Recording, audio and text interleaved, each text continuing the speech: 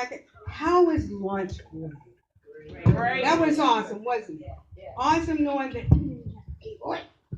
free stuff is always good, right? Always good. Sir Charles, thank you so much. I don't need the phone. You can get the phone and everything and stuff like that. You want to get started? Put everything up. You all going to watch me get dressed and all with the mic and all that kind of stuff like that. Live taping, right? Okay. Someone's going to help us on the way. Help is on the way. Oh, no. I was going to sing, but I don't know. Do you want me to sing? Sure. Because look, he's the singers. Here you are, Sir Charles. I really need my stuff.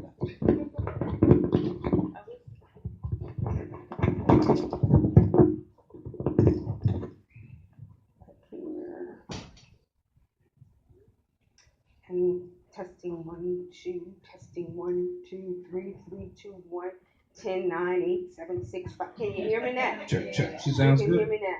All right. 5, 4, 3. Conjunction, function. So, let me know. Are we good now? You all let me know with the 5, 4, 3, 2, 1, or ready, set, or whatever I'm supposed to do. I'm gonna reset real quick. Reset. Should I bring her back up? Yeah. Okay. Go back. Run up again. All right, let me go back. Retake. Action. Okay. It's going to be the short version. So, ladies and gentlemen, have you been having a great time? Yeah. Great, great, great. Now, I have the honor of presenting a powder keg, a powerhouse of a speaker, presenter. She's all that and a bag of chips. None other than Dr. Arlene Spann. Let's hear it. All right, high five and thank you. Thank you, because you know what? All the places that we've been around the country, and every time I saw you, I didn't know that you were as powerful as you were until 2 weeks ago. Look, Sharon will tell you, I'm going to call a thing a thing. And the real deal is, you've got the goods, and I really appreciate you, and I appreciate your message. So I'm going to get out of here so you can do what you do. Thank you so much. Let's give Sir Charles a round of applause, because this is his baby. This is his vision. I'm only here because he invited me to be here. So how many of you ever, listen to this, how many of you ever remember something known as cod liver oil? And you went to school. What they do? How they give it to you? In a spoon. You remember that stuff? Why they give you that stuff? To clean you out. Okay. So listen to this. How many of you? I'm going to say a phrase, and you're going to finish it for me because I know you know it, right? I started it. Pretend you didn't hear it before, and I'm going to go conjunction, junction. What's your function? All right, so you all remember some stuff, don't you? Yeah, y'all dating yourself too. I'm just saying. I'm just saying. Hi, I'm Dr. Arlene Spann, and I'm here today. And Reggie, people who didn't see it, you need to see Reggie. Reggie just had everyone on fire. Mr. Sweat and go. And anytime I hear the word sweat, I want to move. And that's what Sweat. Reggie had us doing today. But my name is Dr. Arlene Spann, and the first company that I founded, believe it or not, is Arlene Spann Sweats. And when I hear sweats, it's like, I'm ready. And that company was founded from, I'll tell you a little bit about myself. I'll tell you a little bit of my story. So that company was founded from, and I'm going to show a book because you have to see. How many of you can say the word see? See, okay. So you have to see. This was an Arlene Spann here, and then of course you see Arlene Spann now. And this was a person who was trapped in a body filled with grief, with the inability to grieve, who had gone through a process where I was there with my mom, who was a diabetic.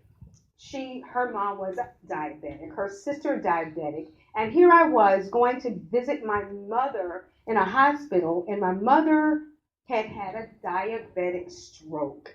And my husband and I went to visit her, and this day, it was a nice sunny day outside, and we live here in Maryland where we are now. We decided to cruise on up to New Jersey just to see her at that rehabilitation center. Beautiful day. We get to the center, and I want you to picture this with me. Here I am with my mom, And my mom, she sees us and she's happy to see us and she's got all these cards there from different people. And she's like, they call me Lean. My name is Arlene, but they call me Lean. She's like, Lean, read these cards. I read all the cards to her. And then she goes, Lean, my sister-in-law had sent her a dress, beautiful dress. And she wanted to put this dress on. So she asked me to help her put this dress on. So I was like, well, Mom, let's let the people who are there, let them do their thing. They'll come dress you in the appropriate time and everything.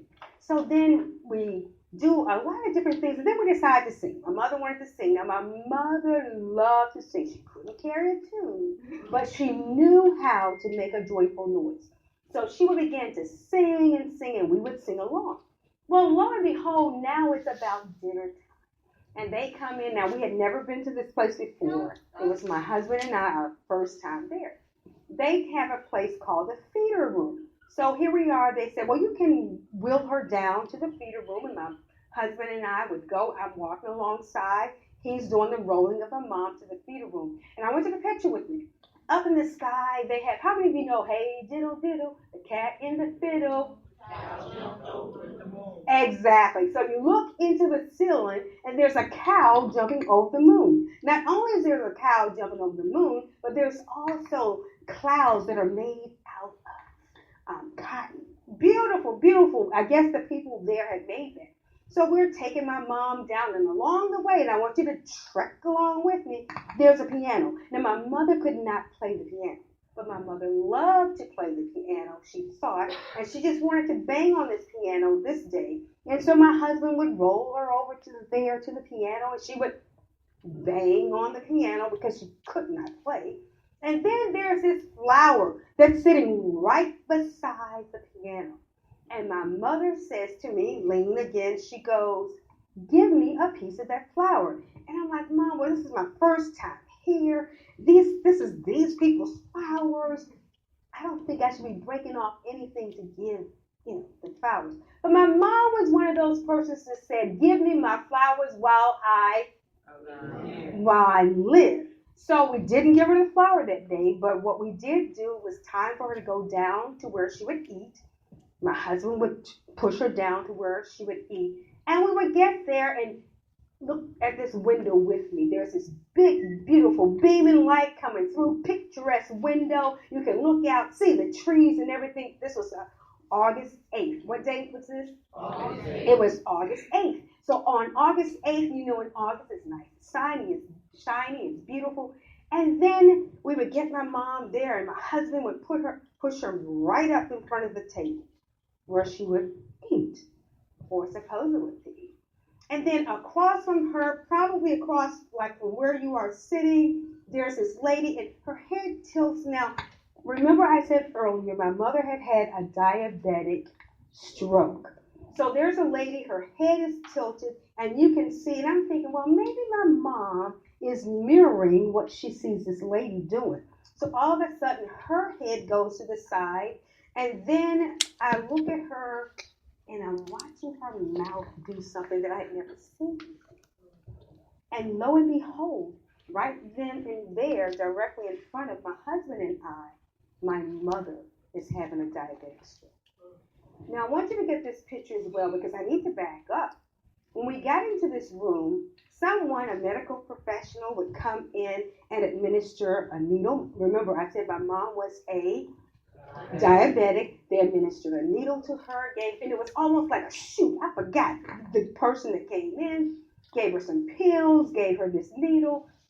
We did not question her because my mother was a diabetic. She's in this facility.